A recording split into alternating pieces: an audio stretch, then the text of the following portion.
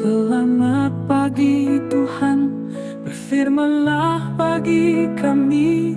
Firman-Mu pelita bagi jalan hidup kami. Jadilah rancangan-Mu dalam hidup kami. Ya Roh Kudus, mampukan kami melakukan pekerjaan baik yang Tuhan sediakan. Haleluya, bagi kemuliaan nama-Mu.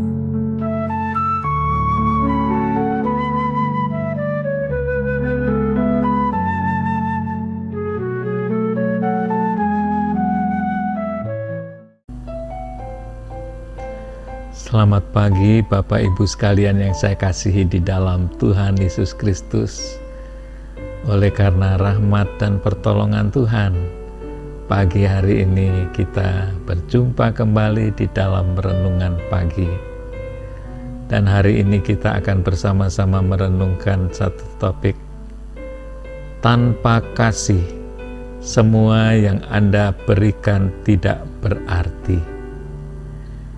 Bacaan kita diambil dari surat 1 Korintus 13 ayat yang ketiga. Dan sekalipun aku membagi-bagikan segala sesuatu yang ada padaku, bahkan menyerahkan tubuhku untuk dibakar, tetapi jika aku tidak mempunyai kasih, sedikit pun tidak ada faedahnya bagiku. Ada segala macam motivasi untuk memberi, termasuk kewajiban atau prestise atau rasa bersalah. Hanya karena Anda memberi bukan berarti Anda melakukannya dengan kasih. Anda bisa memberi tanpa mengasihi, tetapi Anda tidak bisa mengasihi tanpa memberi. Tanpa kasih, semua yang Anda berikan tidak memadai.